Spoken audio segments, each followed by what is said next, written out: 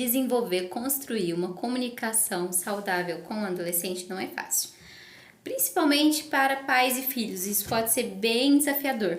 Primeiro porque o adolescente, ele às vezes toma uma postura de falta de interesse. Não quer muito saber o que o pai tem a dizer. E essa postura fala um pouquinho sobre essa imaturidade ainda, né, do adolescente. Ele ainda não está na fase adulta e também não é mais criança, aquela criança que se submetia a que os pais falavam. Eles estão correndo e desenvolvendo para sua individualidade. Então, isso é até esperado. Às vezes, esse comportamento de rejeição de opiniões, né, dos pais quanto em relação a ele ou em relação a um assunto que às vezes é meio complicado para eles. E também porque eles acreditam fielmente que os pais não vão entender, que os pais, às vezes por não fazer parte dessa época ou do contexto, né, que eles estão vivendo, os pais não vão compreendê-los. Existe essa ideia também na mente do adolescente, que dificulta aí uma abertura para uma comunicação. Outra coisa também é devido aos conflitos. Os conflitos gerados já anteriormente. Às vezes o adolescente passou por alguma situação em que foi contar para o pai antes de completar aquilo que estava acontecendo com ele. Os pais tomaram um posicionamento mais de julgamento, mais de correção, e não deu aquela devida atenção ao que o adolescente estava dizendo. Então, isso pode criar um bloqueio, um medo dele se abrir e conversar com você. Eu tô com uma uma pessoinha que daqui uns dias vai estar nessa fase, né, Sossô? Enfim, essas questões pode também ajudar a gente desenvolver uma postura uma postura mais violenta. Sofia, tá muito difícil. Uma postura mais...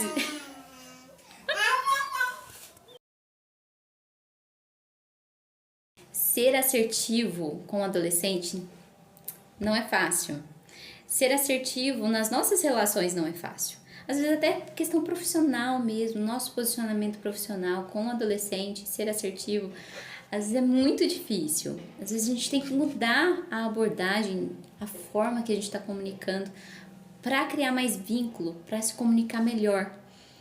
Então, a gente não acerta em tudo, mas podemos buscar essa assertividade. Bom, eu vou deixar aqui alguns princípios a ser adotados para não cometer esse erro de ter uma comunicação violenta com seu filho, sua filha e adolescente. Primeiro, observar em vez de jogar. Observar o adolescente. O adolescente, ele chega, às vezes, contando uma história de um amigo, da opinião de um amigo, sobre o que o amigo pensa, e geralmente ele está falando de si. Ele está, às vezes, perguntando para você, e aí, como que eu devo proceder? Devo apoiar meu amigo nesse pensamento? Não devo? Enfim, ele às vezes está tentando aí se ajustar e criar alguma ideia sobre aquele assunto. E é importante você ouvir com bastante atenção, não julgar esse amigo, né, o que aconteceu com ele, mas tentar, vamos pensar aqui, filho, será como que esse amigo se sente? Qual que é o contexto desse amigo? Para criar aí uma ideia legal, construir uma ideia legal sobre aquele assunto. Então, primeira coisa, observar antes de julgar, tá? Segundo, posicionamento muito importante, um princípio importante da comunicação não violenta, é validar os sentimentos desse adolescente, né? E também comunicar como que você está se sentindo. É ouvir, é tentar ajudar ele a se expressar e também se expressar como você de fato está sentindo ali naquele momento. Terceiro ponto, quando você for pedir, peça com muito respeito e educação. A gente tem uma facilidade danada de comunicar quando a gente vai fazer um pedido, solicitar alguma coisa para as outras pessoas de fora, com muita educação, com muito respeito, e quando é dos de casa a gente faz de uma forma mais relaxada, né? E essa forma relaxada, às vezes a gente pode cometer muitos erros, a gente pode ser bem agressivo no nosso falar.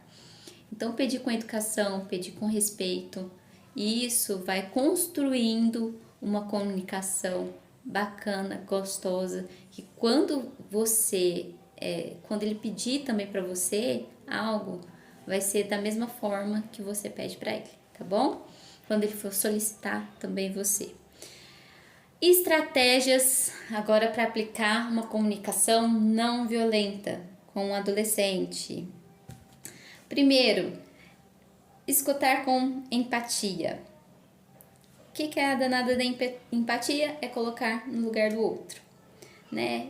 Ouvir a perspectiva do adolescente com bastante atenção, dar exemplos, ajudar ele a se expressar, a sentir. Às vezes você não fala com certeza, não, filho, você está sentindo isso. Então, não, filho, você está sentindo, é isso que você está sentindo? É isso que você está pensando? Não, mãe, não é isso, é assim, é dessa forma. Então, dá esse espaço também, essa abertura de fala. Uma outra estratégia que parece ser muito óbvia, mas que a gente não faz na prática, é aprender mais. Aprenda mais. Não seja Gabriela, eu nasci assim, eu cresci assim, o meu pai fez dessa forma, minha mãe fez dessa forma e eu sobrevivi e funcionou, olha só, deu super certo. Não tenta ficar reproduzindo simplesmente embasado nas suas experiências ou na limitação do seu conhecimento. Busque mais, busque entender melhor. Isso é leitura, palestras. Tem palestras sobre pais e filhos, tem palestras sobre família. Papai, mamãe vai. Outra coisa, não fique esperando às vezes o teu cônjuge, o teu esposo ou a tua esposa ter disponibilidade, ter iniciativa para fazer isso. Seja você a primeira pessoa a tomar a iniciativa, tá? Você sendo pai, às vezes a gente vê, eu tenho até uma experiência interessante, na primeira reunião da minha filha de pais, quem estava lá só como pai? Meu esposo. E aí eu olhei aquilo ali, eu fiquei tão incomodada. Como assim? Cadê os pais dessas crianças? Então, você que é pai, você que é mãe, seja participativo e busque informações sobre seus filhos. Papai, deixa aí um pouquinho o trabalho. Você não sustenta o seu filho, não é só com dinheiro, não é só com trabalho. Você sustenta também emocionalmente, você sustenta também a educação do seu filho. E isso é necessário também esforço, correr atrás.